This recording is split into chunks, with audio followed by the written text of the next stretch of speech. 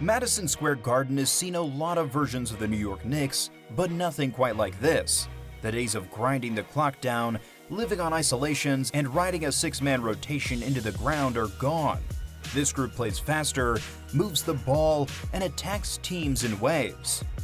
From the opening tip, it just looks different. Jalen Brunson hunting mismatches into pull-up threes, Karl-Anthony Towns spacing to the arc as a trailer, Mikal Bridges and OG Anunoby hounding on the defense, and Jordan Clarkson checking in to light up second units, while Mike Brown directs traffic from the sideline. Last year, that top-heavy starting five pushed New York all the way to the Eastern Conference Finals before fatigue, injuries, and a lack of bench help finally slammed the brakes on their run. This year, the rotation is deeper, the pace is up, and the rest of the East doesn't feel nearly as untouchable. With Mike Brown reshaping the offense, a rebuilt bench behind the stars, Brunson playing like a true franchise cornerstone, Towns weaponized alongside elite two-way wings, and a conference that suddenly looks wide open, this Knicks team looks less and less like one that's destined to fall short of the finals again. Last season is the reason this Knicks team is under so much pressure now. The 2024-25 Knicks won 51 games, locked in a top 3 seed in the East, and made their first Eastern Conference Finals appearance since 2000, which immediately changed how the league and their own fan base viewed them. That kind of jump is not a cute overachiever season anymore. It's the starting point. Their playoff run set the tone. In round 1, they beat a young up-and-coming Detroit Pistons team 4-2, with Jalen Brunson dropping a 40-piece on the road to close the series and remind everyone he's built for big moments. In the second round, they shocked the defending champion Boston Celtics 4-2, fueled by multiple Brunson 30-plus nights and some monster Karl-Anthony Towns rebounding games that flipped key stretches of that series. By the time they reached the conference finals against the Indiana Pacers, though, the cracks started to show. New York fell 4-2, clearly worn out and struggling to generate fresh answers once their primary lineup stalled. Context matters here.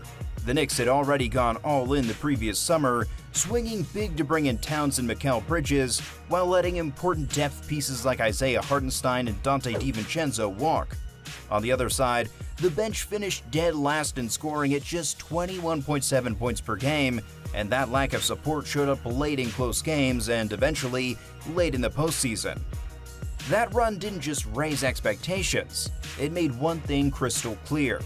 If the Knicks were going to take the next step, they couldn't come back as the exact same team. The wild part about this Knicks makeover is that the top of the roster didn't actually change.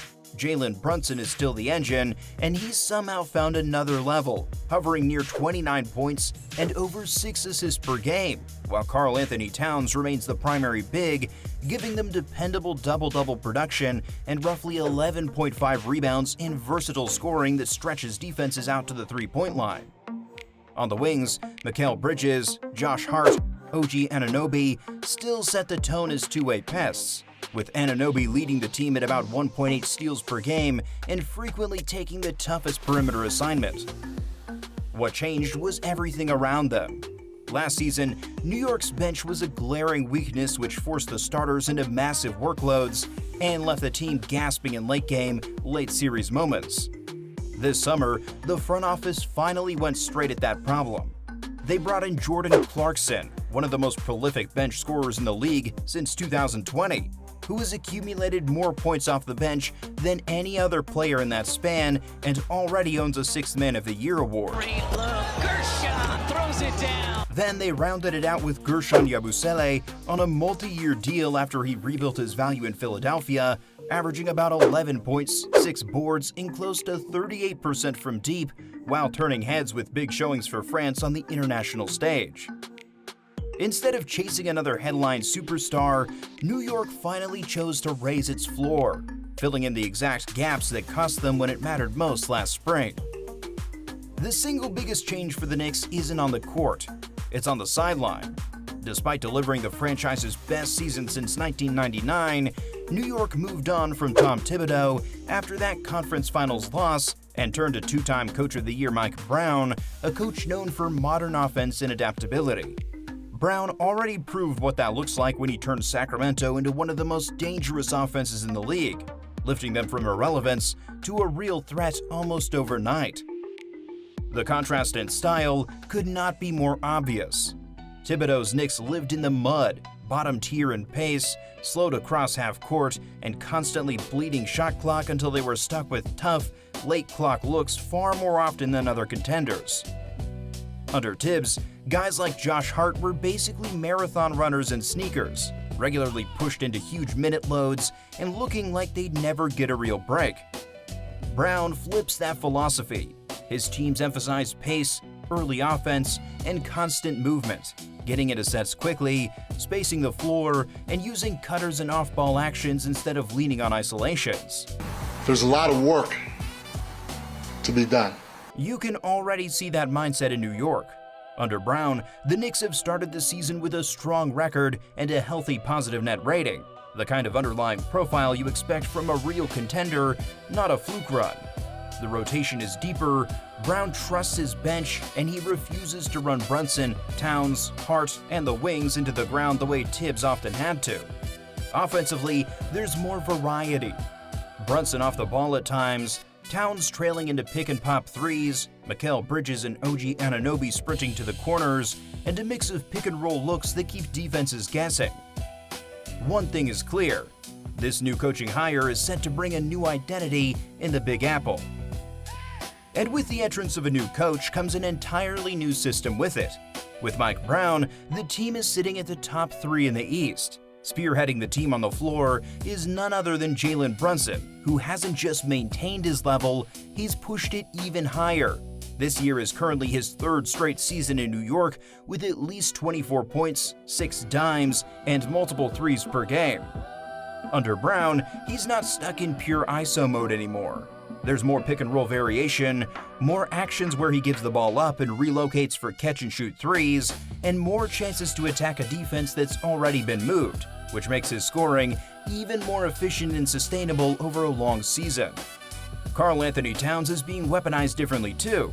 He's still producing like a high-level offensive big, stretching the floor as a legitimate three-point threat from the 5 spot.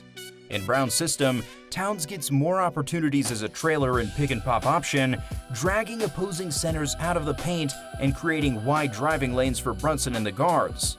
That spacing doesn't just help the stars, it changes the geometry of the entire offense. On the wings, the fit is just as important. OG Anunoby sets the defensive identity of this team and usually takes the assignment on the other team's best perimeter scorer, giving Brown a true defensive anchor on the wing who can hit threes and punish mistakes.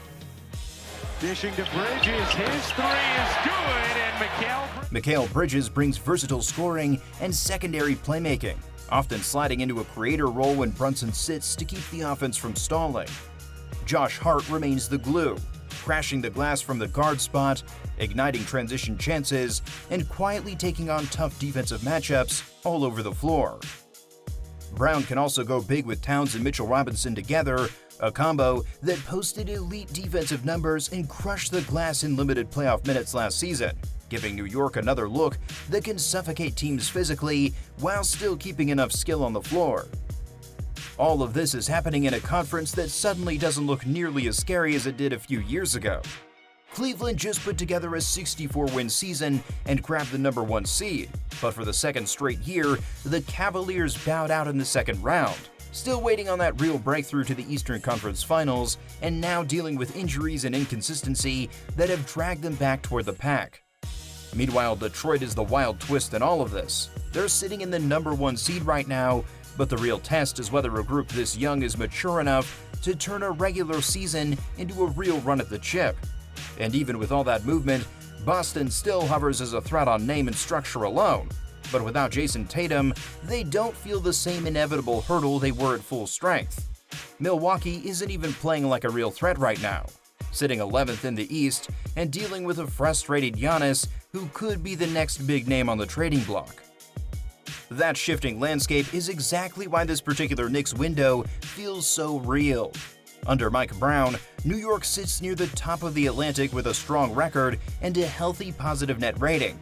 Proof that the new style isn't just pretty, it wins games.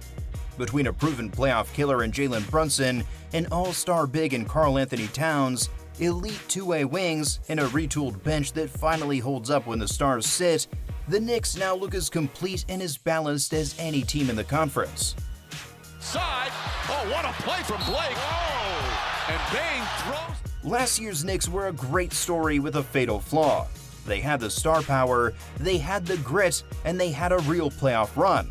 But they also had a short rotation, a worn-down core, and a style that made every possession harder than it needed to be. This year's Knicks are built differently. They have Mike Brown on the sideline, a deeper bench behind their stars, and a system that finally looks like it's designed to make Brunson, Towns, and those wings as dangerous as possible for 8 months, not just 2. So now the question flips. Is this the year they finally break through to the finals, or are there still cracks that better teams can exploit when the game slows down and everyone knows your plays? Can Jalen Brunson keep flirting with 30 a night when defenses are game planning for him every other day?